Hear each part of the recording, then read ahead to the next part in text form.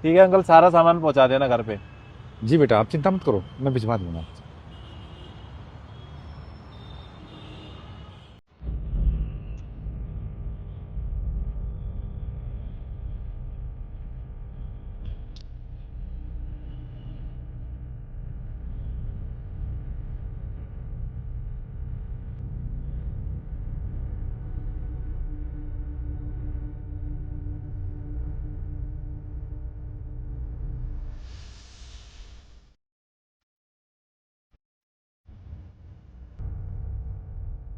ए, uncle मैं यहाँ अपना बैग भूल गया क्या? नहीं नहीं बेटा, यहाँ तो कोई बैग नहीं है। आप चाहो तो चेक कर लो यहाँ सब। नहीं नहीं अंकल, चेक क्यों करना है? भरोसा है आप पर, अगर यहाँ होता तो आप दे ही देते।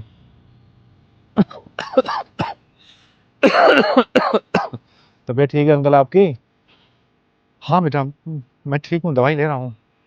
हाँ, थोड़ा ध्यान रखो, मौसम बदल रहा है और टाइम से दवाई ले लेना।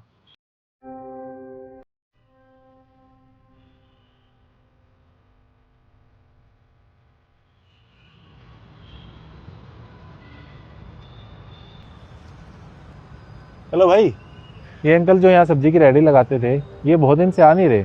पता है कहाँ है कहाँ नहीं? पता नहीं भैया कहाँ है। अच्छा, रहते कहाँ हैं? हाँ, ये सोसाइटी है ना, इसके पीछे ही रहते हैं। ठीक है। चलो चलो जल्दी चलो, नहीं तो बस छूट जाएगी। हाँ, हम सागर के पास जा रहे हैं ना। हाँ हाँ, हम सागर के पास ही जा रहे हैं, अब चलो।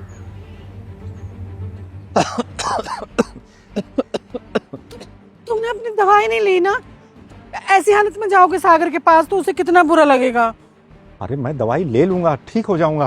अब चलो जल्दी पहले।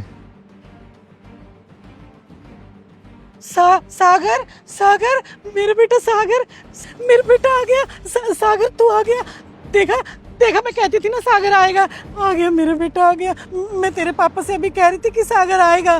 देखा बेटा, तेरे पापा की ना तबीयत ठीक नहीं है और मेरी एक नहीं सुनते हैं। तू तू बोल बोल इनको। मेरा बच्चा आ गया, मेरा बेटा। बेटा, आप यहाँ? अरे ऐसे कैसे बोल रहे हो उसे? उसका घर है, जब मर्जी आ जाए वो। हाँ, ऐसे बोल रहे हो? अरे तो तुम्हारा बेटा उतनी दूर से आया है, भूखा होगा। जाओ इसके लिए कुछ खाना वाना लेके आओ, जाओ। सागर, मुझे भूख लगी है बेटा। मैं तेरे लिए अभी आलू के परांठे बना कर लाती हूँ, हैं? हाँ, अभी लाती हूँ।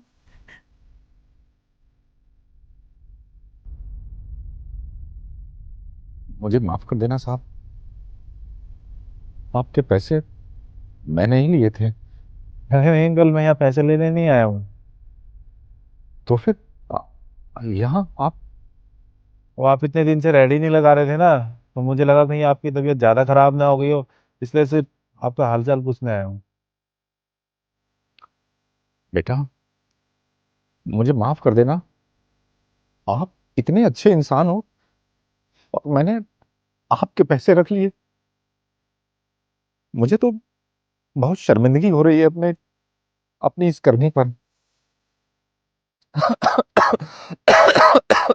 अंकल, ठीक हो आप? मुझे पैसे नहीं चाहिए, मैं पैसे लेने नहीं आया हूँ, मैं बस आपका हालचाल पूछने आया हूँ।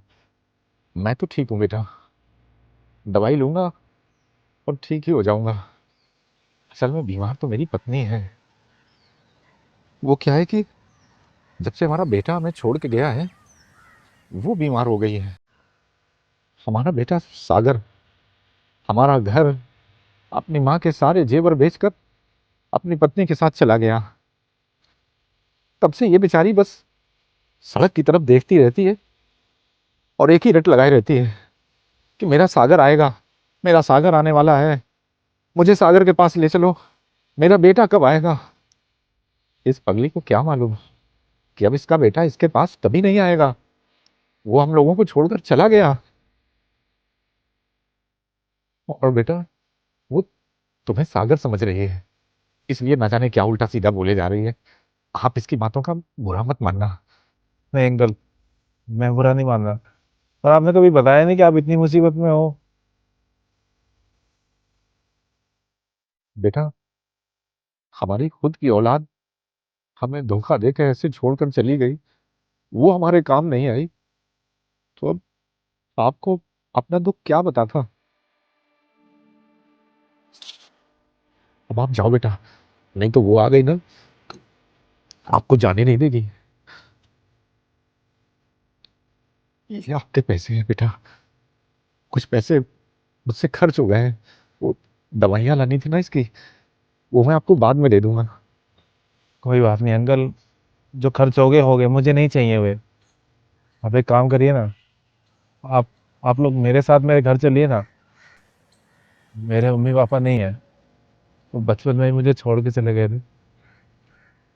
अरे ऐसा कैसे हो सकता है बेटे, आप तो हम लोगों को ठीक से जानते भी नहीं हो, और आपका तो हमसे कोई खून का रिश्ता भी नहीं है, फिर ऐसे कैसे। अंकल, खून के रिश्ते से भी बड़ा रिश्ता होता है इंसानियत का रिश्ता। और आप भी मुझे अपने बेटे जैसा समझिए ना। मुझे माँ बाप मिल जाएंगे, आपको बेटा।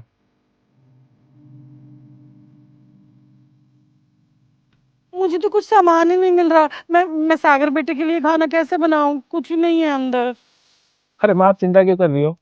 आप अपने घर चलिए, वहां जाके बनाएंगे। अपने घर?